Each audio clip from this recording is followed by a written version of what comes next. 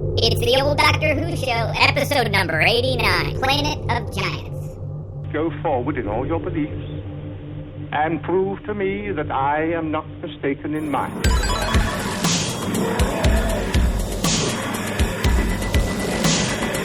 You couldn't control my mind before, and you certainly can't control it now. Would you like a jelly, baby? The TARDIS, when working properly, is capable of many amazing things. Reverse the polarity of the neutron flows, and the TARDIS will be free of the force field. But the TARDIS is more than a machine, Stephen. It's like a person. Resulting reaction is Are you ready?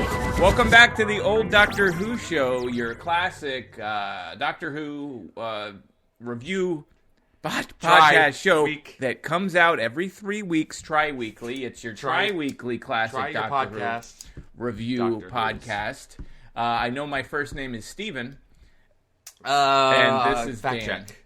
Yeah, that goes out to all you people born in the 70s that remember that made-for-TV movie that I believe starred the guy that was Parker Lewis, and he couldn't lose, except when he was Steven, he lost.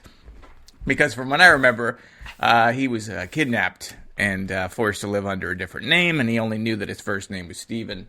Oh, that was... Oh. Or do I have that mixed up with some you're other... Right. That was like in the 80s. Yeah, so if you're born in the 70s, I see. you would Well, have been of age during the and... great, for people that this right now, let's just niche this, let's niche this bitch, and then we have like a graphic. Everything was getting kidnapped, right? It was like Adam, which was a real thing that happened to a real boy, led to like a made-for-TV movie or a regular movie that was everywhere. And it was also like the horrific Atlanta child murders were going on in real life, and then that What are we talking about? we're talking about murder. No, but then it just flooded into popular culture. So you had like Different Strokes. They had those kids were through. Arnold got kidnapped once, where Kimberly was almost assaulted, or she was. I don't remember. Then again with the bicycle incident. Then again when they got the new kid Sam. Like, what kind of family has all of those things happening to them? Like, that's the Netflix series I want to see. is assuming they're real. Like to reboot Different Strokes, but look at it under the lens of why does this keep happening and what's up with it. Dan, how are you today? I'm glad that we've been able to kick off our true crime podcast. Finally, 80-something episodes into this. Yeah, we finally got to... No, but don't you think it's a little odd? I mean, by the time Sam... I don't remember. Do you remember Sam? Like, he was also kidnapped and then forced to live in a cardboard box or something? Or maybe I'm getting my memories mixed up. I think you're mixing it in with your fan fiction. I don't think this is actually... You do remember Sam, right? Yes. Yeah, he got brought in. Sam the Butcher. Get the ratings. Not Sam the Butcher from Brady Bunch. But he was brought in to raise the ratings. And all I remember about him is he asked for milk once and said, how many gullops you want? And they poured the milk, and it made a certain amount of gullops. And it was adorable. Yeah. And then he was kidnapped and murdered. Hey, Eric, what are we reviewing this week? No. Before we get into what we're reviewing, we are going to review Planet of Giants. Yes. Or of the Giants, or Planet of the Giants. But Planets of the Giants. I feel like I just want to check in with you because of the two of us, you are watching Doctor Who, and this is like the first time I'm actually not watching Doctor Who, and it feels kind of sad. And I don't know. I hate to break it to you. Yeah? I am not watching the current Doctor Who. Oh, you're not? I watched the first episode.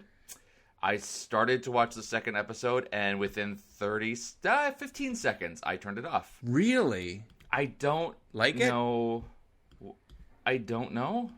Okay. I want to like it. I love Doctor Who. Interesting. I've always loved Doctor Who since a very long time now. I can't get into it. Oh, that's sad. I don't know what it is. Well, that's a bummer. I mean, that's actually the part that's a bummer. We just spent like 5 minutes talking about child kidnaps and murders, and then it's like when I find out you're not watching Doctor, I'm like, And that's the real sad part. Yeah, me personally, I'm not watching it, not out of any because I like it or don't like it or whatever. It's just I don't have BBC America, so I have no way of watching it without paying the exuberant price for a digital copy, which is, I think they charge $3 per episode.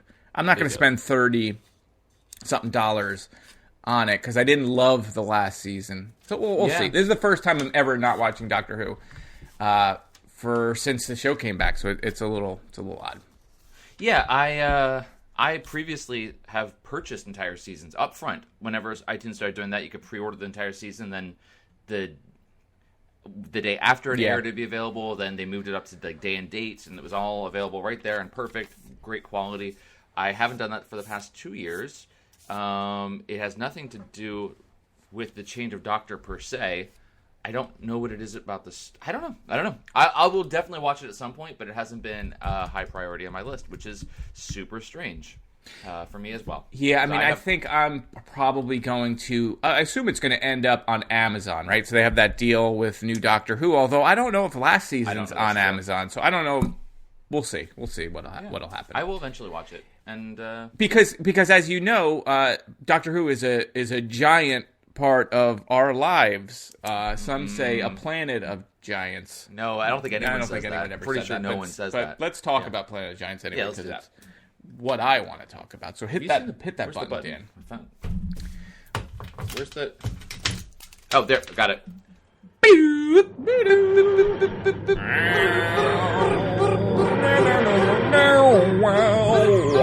Planet of Giants is so big. Doctor, I think it's working. Yes, I think it's working, my boy. Doctor, look at that seed.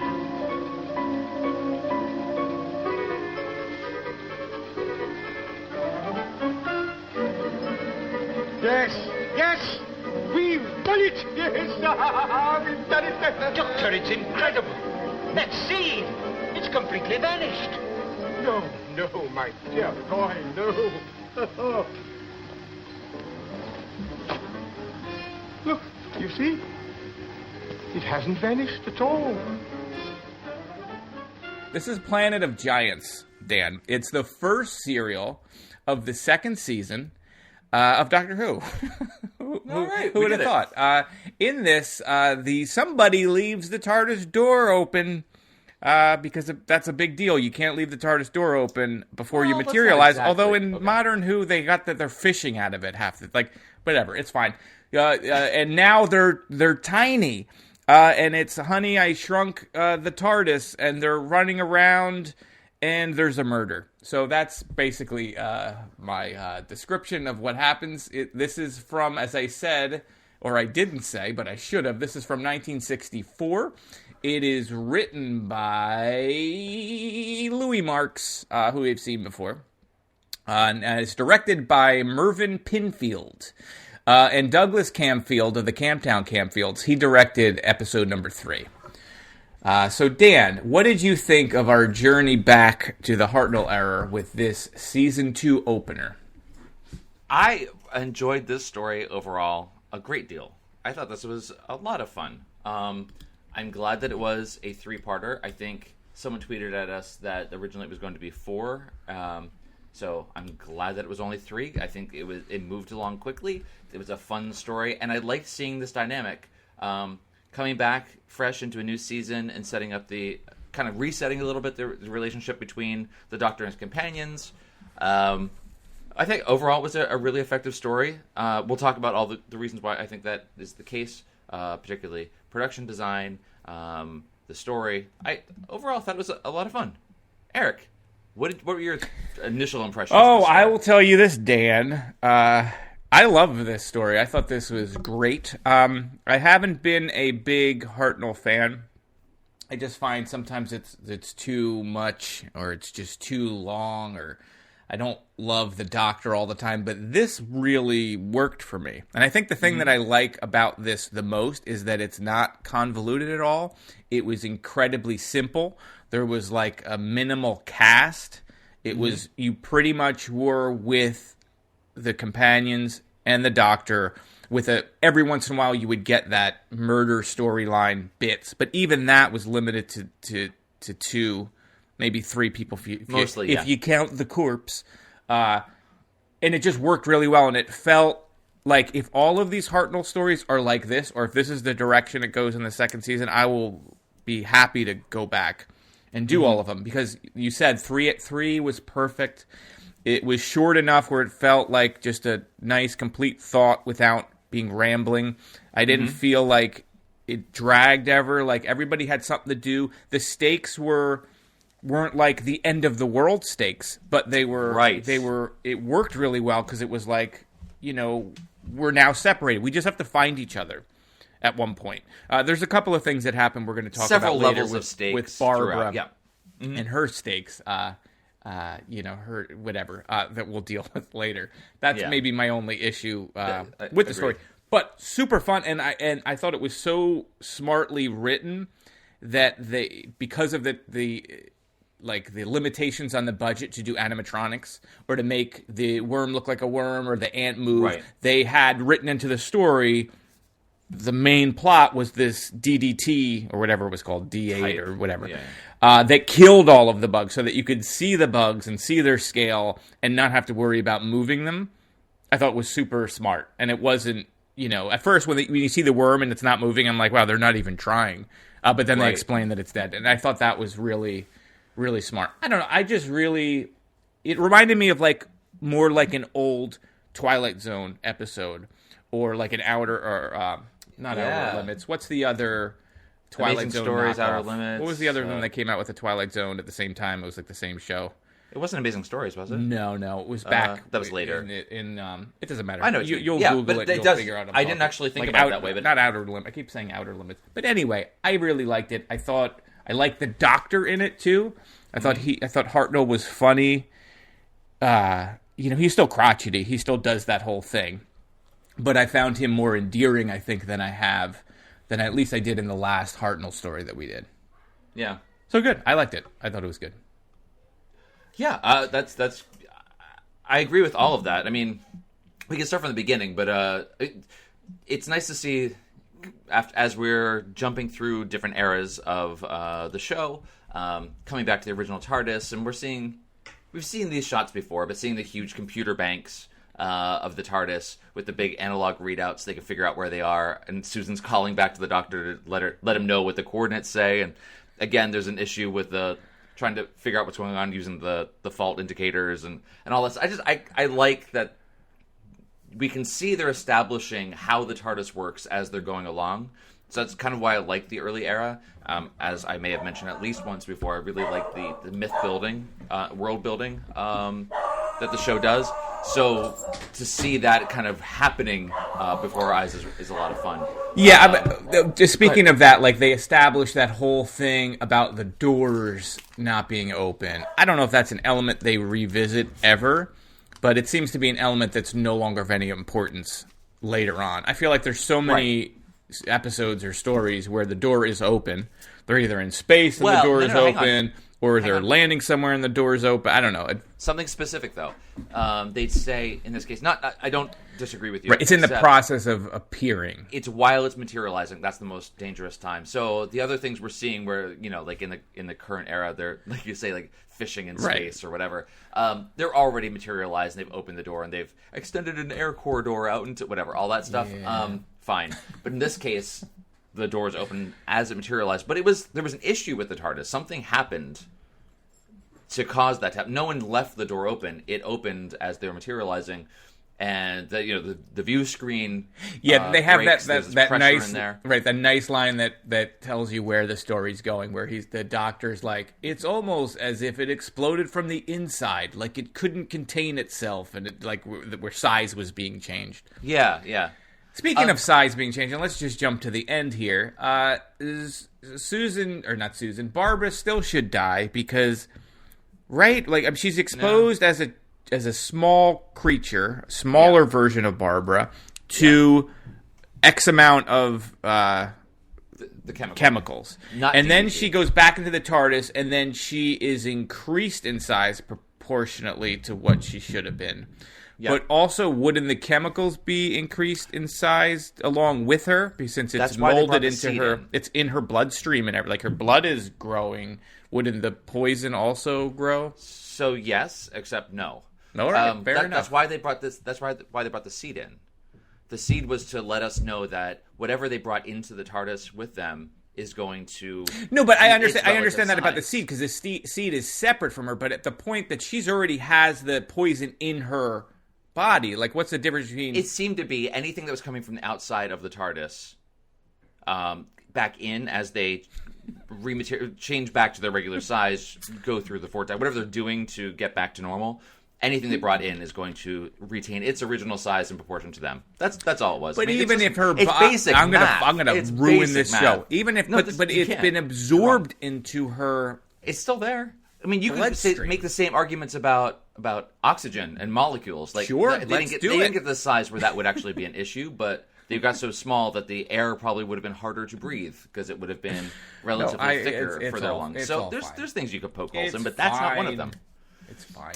But I appreciate that as they were doing it. What I I didn't saw where they appre- were going with it. When Yeah. they, What I didn't appreciate is they blew an opportunity to have all their voices squeaky. Like, if the whole thing. But they do make comment at it. Like, They the make first comments thing, about as soon as they were small, I was like, oh, could you imagine if the whole time they had Yeah. squeaky, annoying voices? But they They had did. That the is a subtitles. part of the plot, which was, I thought, kind of cool.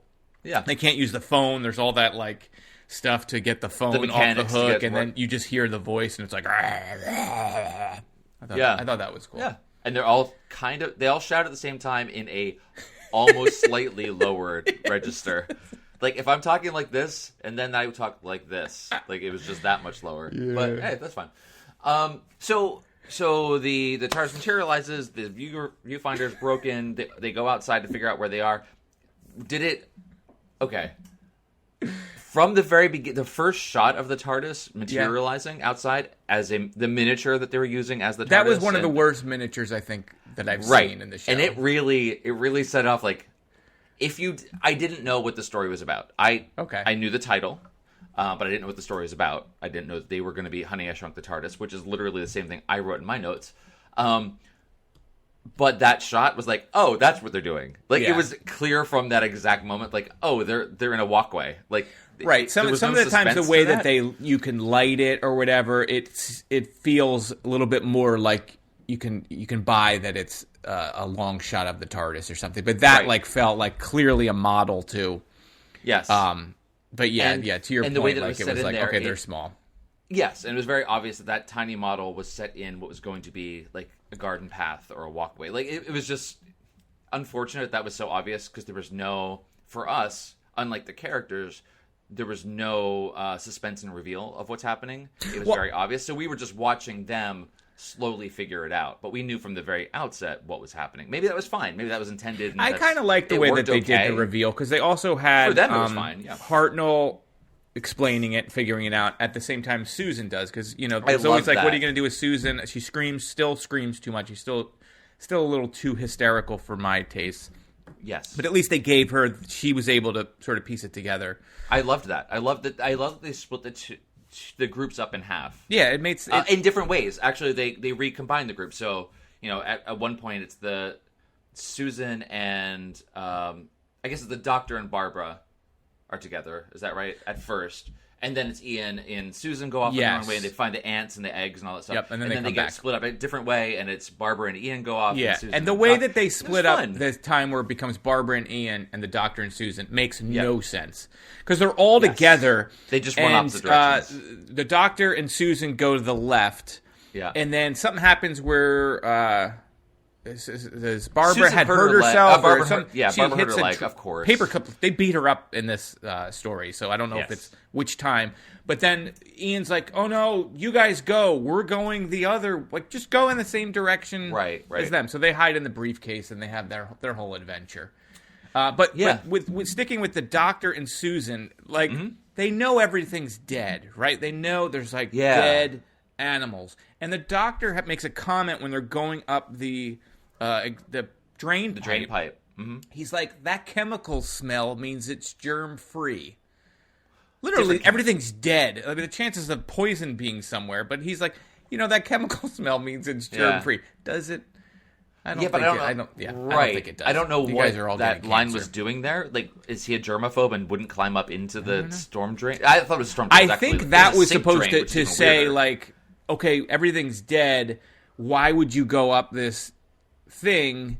But that was like a line to say it was okay to go up the thing because it was germ free. There's a lot of weird things. Like with Barbara getting poisoned was terrible because she touches the things and it's sticky. First off, everything's dead. Why are you touching Why are you touching? We already said don't eat anything. So she touches it, and she says it's sticky. And Ian hears that, right? And then she pretends she never touches it, and Ian never makes the connection that she could be infected. It was just a weird thing. And then she keeps it from herself. And then there's that great scene where the fly comes, right? It's the end of one of the episodes. And she's like, Ian's like, the fly is dead. And she's like, no, let me see it. And the camera pans like 12 inches to the right, and the fly's like right there. She's like, what fly? Let me see it. It's like, it's right. They do that a couple of times. It's there. There's a couple of times, especially, like, I noticed that the first time when we see Susan and Ian, and they find the first ant egg that's gigantic. Maybe it's an ostrich egg, and it's the size of a football. And I wonder if there's more, and they take one step. Oh, there's a pile right here. Like it's a giant pile. It's just the way that it's kind of shot on its. It's fine. It's fine. But the other thing with Barbara again, so she's got sticky hands. In her head, she's done the math. Oh, God, I've been poisoned. Yes. She touches Ian's hands later with her poison hands.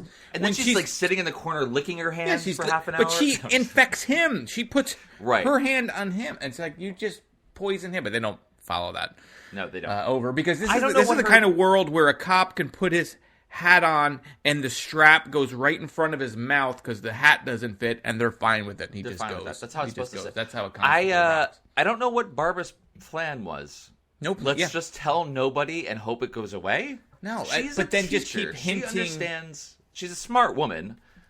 I don't know what they were doing with her. She's the one that it's obviously in this era, women are not written for in a very strong and assertive manner. But this is egregious for her. You made a good point that Susan definitely has more to do than we've seen her previously. Not just more to do, but is given more intellect and depth and is able to actually reason through things, but not by much, because she does not by much, but she does. It is an improvement to the point where they're climbing the storm drain and she's encouraging the doctor and all these things. She's a much more proactive character in this story. Barbara is, I guess there's like only a certain amount of assertiveness that can go between all the women, and Susan got it all, and Barbara had to. No, Barbara's constantly in this story is like, I banged my leg on a paperclip, or I touched poison, or I fell this, or I can't. Tripped and she's just a hot mess. But why doesn't she tell anyone? I don't know that's what I'm trying to. I don't. Pride. Know her. Like she doesn't want them to worry about her, but then she's actually a bigger hindrance. So they're gonna worry about where to bury her. And they don't know anything about this poison, if it's contagious, if she needs to be quarantined. It's just, come on. Right. Yeah. What do you think about the murder element? The spy business going on. Yeah, I like the way that you put it at the beginning. Well, yeah, it was more of just an intrigue. An intrigue. I liked the story itself. I thought it was interesting. The way the plot was working, and the three different characters. The inspector, the industrialist, and then his scientist Smithers that was working with him, and their motivations and what was going on. I thought it was a good story. But like to your point that you said at the beginning, the way that it was intercut with the main story of our companions and the doctor was much more restrained than we've seen in other stories, where you'll end up following the B plot or this other overall plot that has nothing to do with our characters at that moment for way too long. This was small segments of them interspersed well with no filler. It just it did drive the plot. It was very minimal. Very minimal, but still effective. And it is the whole, it's pretty obvious, the whole commentary on Silent Spring and DDT. So that had to happen just a year or two before this. Silent Spring came out, so it was relevant for the time, which is nice. I like when science fiction can comment in a real time kind of manner on current events. So that was really great. But to also then not make it just this mustache twirling industrialist, but have Smithers say his reasoning for this is that he wants to eradicate pests in order to end hunger. So he had these nobler. And aspirations, but was still willing to murder people along the way, or be a party to murder. And in Smithers' defense, too, they make sure he doesn't know it kills everything. Because then when he finds that out, he actually ends up almost getting killed. Because the doctor's plan, by the way, or Ian's plan, I don't remember who came up with it, was to explode the Set the house on poison fire. as an incendiary grenade. Yeah. And the shrapnel goes in the guy's face. But, like, what was their plan? To burn the place down with chemicals where it would go airborne? Well, I don't think that it was necessarily... They were trying to get the that is police to come, but they start a That's fire right. with the gas. That was which weird... I liked. I liked the Yes. whole thing with the match. And how long that took. And I like miniature. Like, I like the idea. I always liked that idea. I think it did it really effectively. Yeah, I thought it was really good. And it reminded me a little bit of, do you remember that Quake 3? Oh, yeah. Mod or whatever, that map that was like you played on people's desks. Anyway, I like all that small stuff. So that part was cool. But they were going to start a fire to get the attention of the police so that they could uncover the body. Or I think they had figured out that it was poisoned by then, right? They did, yeah, for sure. Yeah, because they have that They'd even seen the formula, the whole thing, yeah. But the fire would get out of control. Like, what it was, by luck they walked in. You know, that was a very strange thing. Like, yes, up to the point where, like, well, let's start a fire to get the attention of the authorities so they can discover the body and stop this whole thing. Fine, not maybe the best plan in the world, but they were stuck and had very limited time, so that's what they were going to do. Okay, why blow up the canister of insecticide, though? Yeah, that's the part I don't get. Why couldn't it have been a pile of rags? Why couldn't it have been anything other than that? That completely, yes, that's strange. I don't know. It was a little weird.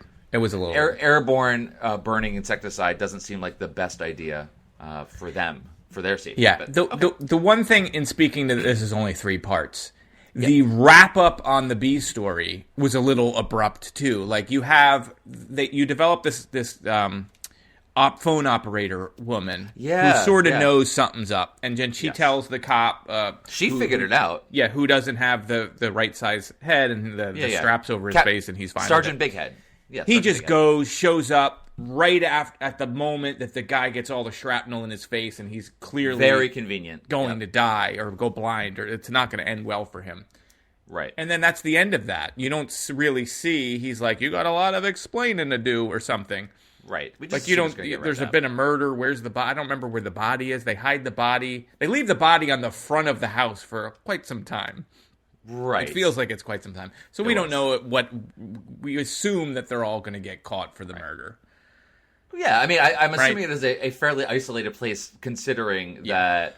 But there's that story shot him in broad daylight and then dragged the body front across of the yard. house. He shoots him, Well, and I think he pulls the gun the second time in front of, or maybe they're inside. He was inside. At that they point. were inside the lab. Yeah.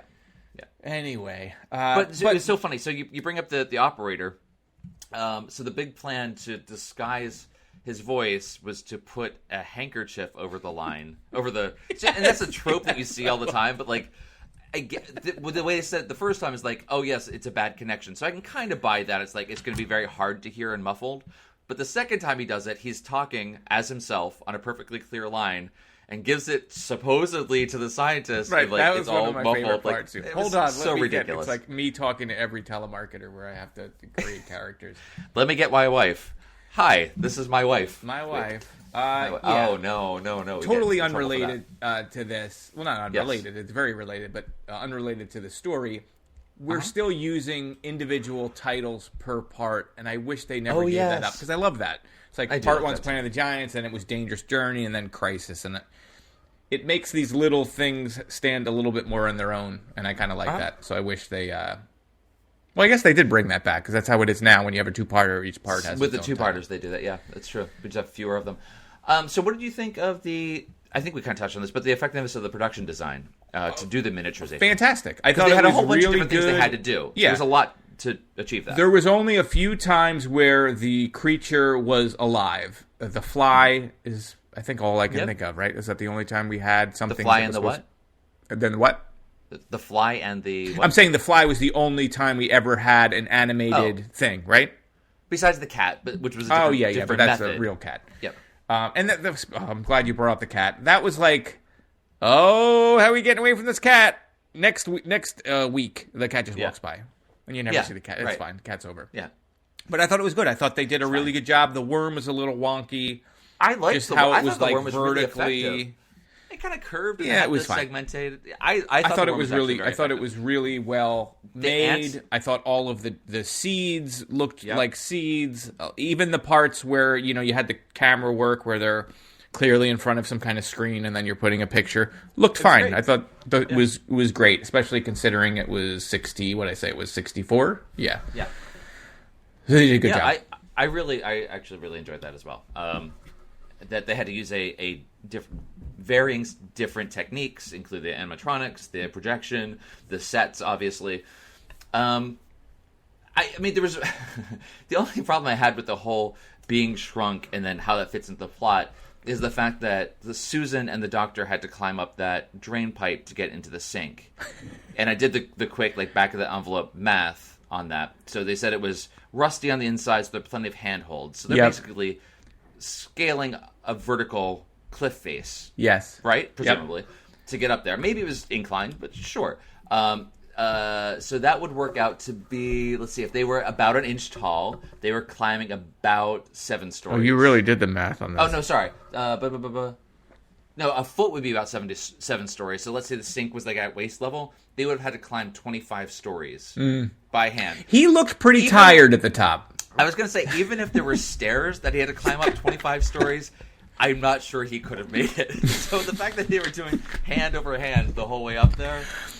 What do you think of like the other thing I couldn't buy. What do you think of the whole drain pipe thing? Like as soon as that started, Yeah. you're like, somebody's washing their hands. Like when's Yeah. the hand wash coming? And they like Well, built it's- that up, but then it really went nowhere because they go down and there's like a catch tube or like an overflow thing that they hide in, and that was the length of that being an issue. Right, until that could have overflown or whatever. Yeah. Yeah, I mean, it is absolutely Chekhov's sink. If you see a sink that's in what Act that 2, was it's actually. going to be... He originally used a sink. was a sink. Yeah, it didn't test well, so they changed it to a gun. Yeah, a lot of focus groups back then. Chekhov was just workshopping it. So that was fine. The filling up the sink and watching it drain, I was, whatever. It was okay. But the fact that how much they had to build the sink plug, the chain link to climb down. The number of sets and practical effects they had to do. The giant I thought it was cork really tops they had. Yeah. They had at least the two cork of top, those. they had a giant phone with receiver because they had to knock the whole. There was a lot to do, and I think for the most part, given notoriously how bad the budget was, though at this point it doesn't seem like the budget was that bad. And that whole it was time really effective. with the phone, Barbara's not telling anybody she's sick. And then when they No. find out she's sick, the doctor's like, "Dummy, why didn't you just tell me you were sick? Right. I could You just could have take you done- back to the TARDIS. We could have taken you back to the TARDIS an hour ago." Right. Yeah. Barbara. Yeah. She was really the only problem with it. I liked Sorry, I thought it was an interesting. Like, I really like the writer too. I know that he did Planet of Evil, right, and Mask of Mandragora or whatever that I really liked. But I thought the element of there's this giant formula on a notepad that in any Right. other story you could have just had the characters know. But they make perspective is a severe limitation. So Yeah. the doctor's like, okay, we're going to make a map of this, and then you would treat it the way you would map out a large. I thought that was cool. I thought it was cool too. Trying to figure out how they're going to deal with their size. It wasn't really glossed over. Ian having to try to figure out how to open up the briefcase and as he's kind of twisting the thing. Like there were a lot of practical things. How are you going to get the phone off the receiver? Well, we have these corks that could act as wedges. Like it was That's very what I was interesting, and I liked that. Right, that's what I was trying to get at too in the beginning. Like those were the stakes. Like, Right, and for when right. you're that tiny, those are like we can call someone. They're not going to understand your voice because you're going to sound like a little series of squeaks, and they're going to sound like this guttural, big booming. Yeah, that was cool, and you got to also play with Ian's backstory because he's a chemist, right? Or I think he was a chemistry teacher or whatever. Yeah. Although did he do anything other than No, I mean, he recognizing kind that of, it like, was a read formula? through- Because I would have Yes. been able to say that's a formula. Yep. But I think he does This is figure it great out, right? Doesn't he say like, "Oh, I'm a little rusty on this," but doesn't this mean He follows through some of it, and the doctor fills in the pieces of the rest. But yeah, so it was kind of a collaboration thing. they don't come up with a cure for all the animals that will be poisoned thanks to the Yeah. exploding house? Well, and but you know they that did- cop's just throwing it in the regular trash. Like they're Right, just right. rolling up and dumping all that stuff in a Well, no, landfill but they somewhere. stopped because the police are there and he wasn't able to submit the report in time, or because Yeah, the body, blah blah blah. The whole thing's not going to go commercial, so they did save the planet. Back up a little bit, guess. and I'm sure it was clearer, and I just don't remember it. But I'm not so sure it was. the person demanding the report is the financier that's going to pay for the production, or is it the government that's going to authorize? Because they make a point of saying they put so-and-so in charge, like this other scientist who's like, you can't do this. Uh-huh. He works for the government, right? Because I think he talks about his ministry or something like that, right? Right. So he's supposed to be the one to write the report based on this to give the Right. green So that's light going for them to actually go to green light the production. mass production of it. That's right. All right. Um, Then that was clear. So, what's that? Then that was pretty clear. It was pretty clear. There wasn't a whole lot going on there. It was pretty straightforward. Anything else? Oh, I guess there's one thing that I kind of found really funny was What's that, how Dan? excited the doctor was about setting a fire. Yeah, Did you- he's a little was it- mischievous. He that was little. gleeful He's about burned several things different before, times. and he burns things because he feels like he's in control that way. Right. It's the only way he can feel anything at this point. Yeah, he also So- cuts himself in the TARDIS. But yeah, Yeah. go on. Yeah, that's all. It was just a weird choice in the character that he's just so gleeful, like almost like rubbing his hands together because Yeah. he just wants to set fires. It's kind of funny. I enjoyed that. That's all. Minor plot thing. Overall, I think we covered it all. I think we It was a covered it all. really fun story. I enjoyed definitely it. really, I really like this one. It was, this probably is my favorite Hartnell story that we've done. Right? I mean, we haven't done a I lot. think I think we that's established true. that already, Wins- but yeah. I think this is my That's true. favorite that we've done so far. So far. I Dan, agree. did you have anything else to add? I think that's it. What did other people think of this, Dan? Did we get any feedback either on Twitter or Yeah. email? Yes. So we did get. Thank you, everyone who follows us and likes our tweets and retweets our tweets to get other people involved in the conversation. So we really appreciate that. Keep doing that. Follow us, the old TODW show on Twitter. Like and retweet us if you want other people to see the tweets. Yeah, But TODW even- show also on Instagram. As today, I did like a story when we started recording, and I'm probably going to do that every time. So that way you can actually be more part of the show as it's being recorded live. depending on your time zone. Yep. But what I was saying is thank you so much for tweeting and retweeting. But what would be even better is when we do these things for you to actually respond with words, because that's really helpful for us. So we did get we got a lot of people liking and retweeting us. Just a couple of actual thoughts on the show. Misfit Scully says to us, "Hi Dan and Eric. The original was meant to be 4 episodes, but cut to 3. I think it could have been 2.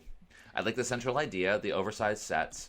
The Forrester and Smithers story could have been streamlined a little. Overall, a good start to Series 2. Love the pod, Dana." Thank you, Dana. I don't think this is a crazy thing for me to say. I don't think it should have been 2 parts. I think 3 agree. was just the right think amount. I think it worked well. Yeah. I didn't mind that extra story. I think they have Dana has a point about it streamlining it a bit. Maybe there was a little something, and it was a little heavy-handed. The overt explanation about hunger and like this Which is he my says- motivation, and like it's like okay, but He says it was several good. times as well. Yeah. Saying it once is fine, but like he keeps coming back to it. But okay. Right when he's like, "This will destroy locusts" or whatever. I can't remember if it was Yes. locusts. It was Lucas. You're right. Yeah. Cool. Thank you for that. Chris Ups Paddock says 1960s special effects ahoy, guys. Despite being a story that relies heavily on special effects, this is decent and relatively rewatchable. I give it an environmentally conscious green thumbs up. I like I said, I think for the time and the budget, the amount of work they had to do, and how well they pulled all the different various means of making this story work in terms of the miniatures, I thought was super effective. So thank you guys for those. Those are all the responses we got. But again, thank you for liking and retweeting. Really appreciate it. But we do have an email going back a story to Warriors of the Deep. Eric, Oh, would you like yeah. to hear what someone had to say about that old story? You want me to read it? I'll read I'll it. read it. I got it too. No, it's my job. I'm going to read Okay. it. We want to read it together? Okay. No, You read start it. from the end, and I'll start from the beginning. We'll meet in the middle. Let's read it exactly at the same time, like Midsummer. Okay. Like we'll read. Did you see that movie? I haven't seen it. I just watched it last night. It's a scary movie. It's right? not. It's like an unnerving movie. Yeah. I wouldn't. It's not like I was never like scared, but it's. I like that. It's Unsettling. great. Aster, something. Ari Aster, is that his name? He's a great filmmaker. It's very. You can see like a lot of Kubrick in his shot compositions and fantastic editing. And read Read your review. Read your my full review later. of Midsummer. But going back to Warriors of the Deep, this is coming from J.G. McQuarrie. Hey guys, late to the party as ever, but just wanted to pick up on one comment which was made when you covered Warriors of the Deep last episode. It was, I believe, Eric who asked the question, was this done in a hurry? And the answer is yes, which is why everything looks so staggeringly shoddy. Margaret Thatcher, Maggie Mags, had called an election, which meant the number of studio days available was slashed because the studio was booked and was needed for election broadcasting. Why anyone thought an election was more important than the wobbling green glory of the Mirka. I know. Was a separate question. Anyway, rather than to brand it the production, JNT decided stupidly to press ahead anyway, rather than cancel the story, and the result is one of the single worst productions in Who history. There's a reason it's near universally known as Warriors on the Cheap. Anyways, keep up the good work. Thank you so much. That J.G. McQuarrie is the co-host of Talking Who to You. Oh, very cool. Discussing Big Finish's audio Doctor Who stories, which is still not a thing I've gotten into yet, but I swear one day I will. That's awesome. So check out that podcast. That's really interesting. Do you think if they had another week, it really would have been that much better? In terms No, of but that story was really rushed, bad. though. Like it felt like they definitely were under the gun to get it done. So yeah, I do think a week would have made a difference, Dan. It could have made a difference in some, like the Mirka might have looked better, but there were production decisions that were made that weren't affected by time. The lighting was not fair enough. What it should have been. Just the way that some of the story elements were incorporated, the decision what the Mirka was supposed to look like. I think it was already in production. I don't think it would have really gotten benefited for much more time. Anyway, my thoughts on that. But hey, thank you folks for letting us know what you think about that. Hey, while we were doing this... we got another tweet back again from Dana, who is saying, just letting everyone else know, the Old Doctor Who Show podcast is great. If you have comments about the Hartnell Classic that started Series 2 Planet of Giants, then send them a message. You won't regret listening to Dan and Eric chit-chat about Classic Who. Thanks. I appreciate that. Thanks, guys. That's very nice. Okay, so I think that's it for this story. If you want to reach out to us, you can, like we said, reach us at TODW Show on Twitter or on Instagram.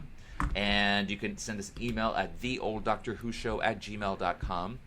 And if you go to theolddoctorwhoshow.com, you will be able to see all of our previous stories, all of the hilarious GIFs I put together from maybe the last half of the shows that we've been doing up through now. And you can also visit our show page, and you can see what we're going to be doing the next time. Which, Eric? I'm going to interrupt you, Dan, because you almost skipped over my favorite part of the Old Doctor Who show. Reading a new review, a new iTunes review. We have another 5-star iTunes review. How did you do? 5 stars for you. It's a good podcast, is the subject. This is from John S., or Shellen. I guess I could say your name since it's publicly. I don't know what the rules are when you can say someone's name and you don't, and whatever. A good podcast that looks at Who. In-depth and funny at the same time. Thank you. That was very nice. It also says, a good podcast that looks at, quote, ... Who. In-depth and funny at the same time. So that's that proper reading. ... Who. Yes. So Thank you so much, John, for doing that. If you want to be like John and you want to get your review read live live when we do it, not live when you hear it, then please do that over at the iTunes or Spotify. Does Spotify have reviews? Don't know. Maybe. Who but knows? You could subscribe there, and we're Literally on no one Stitcher, and we're on Google Play. And I'm on Instagram under E. Grissom. I've got to get more Instagram followers. I don't have a lot of Instagram followers, and I'd like to have more. So that's where you can find me. And TODW Show is also in need of some Instagram followers. So if you like the show, you should follow us there. Because I've killed my Facebook account, and there still is a Doctor Who Facebook page. I don't know what's going on over there. I feel like you'll turn the lights on, and who knows what we'll see. It's probably full of science fiction-based pornography. That's my guess. I don't know if that's what's on there. So if you're posting there or if you're commenting there and we're not getting back to you, it's not because we're rude. It's like Dan and I are not looking on there. We're not on Facebook. So that's the Wild West out there. So come over to the other things. Yeah. Yeah. All right, that's Okay. it. I feel like this was a short, sweet, it was a good episode. And to circle all the way back to your original question, which was led to me, which is what is next? Well, Dan, on the 19th of February, we are doing Wheel in Space, which is a Patrick Troughton story, which I think is a Zoe story, too. So I'm happy that we get to do Zoe again, because we'd only seen her once, and she seemed like a very interesting character. So if you haven't seen that, I just looked up Wheel in Space on Wikipedia. It says, the Wheel in Space is the mostly missing 7th and final season, so I might have to watch something that's incomplete.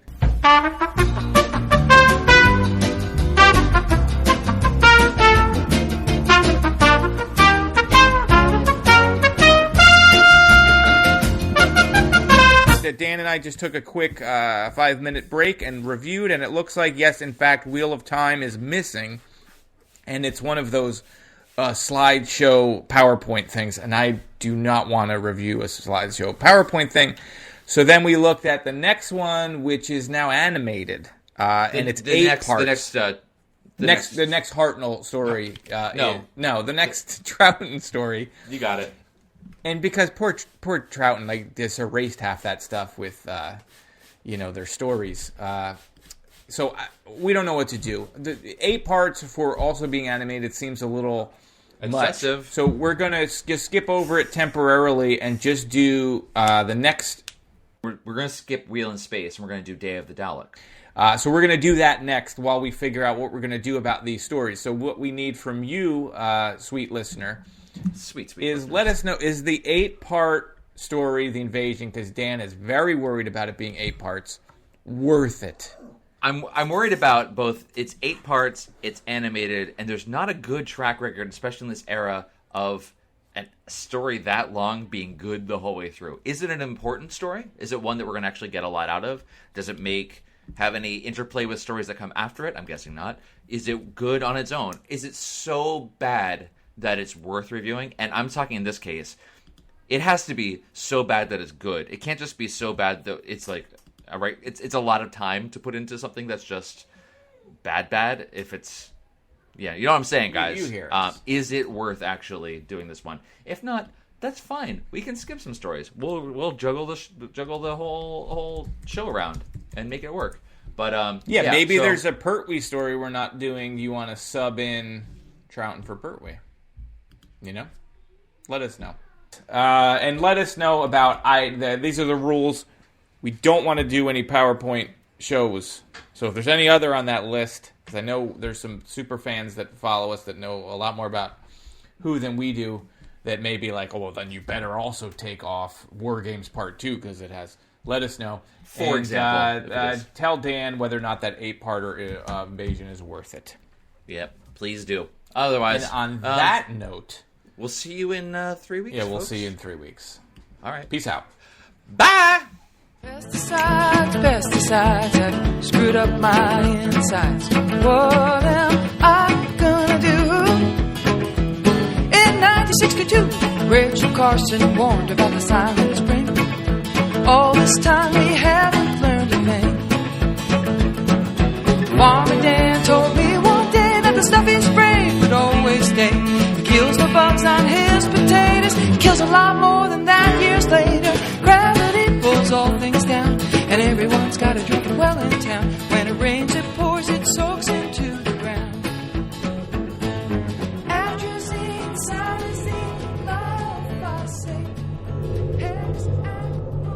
Have fun editing that piece of shit.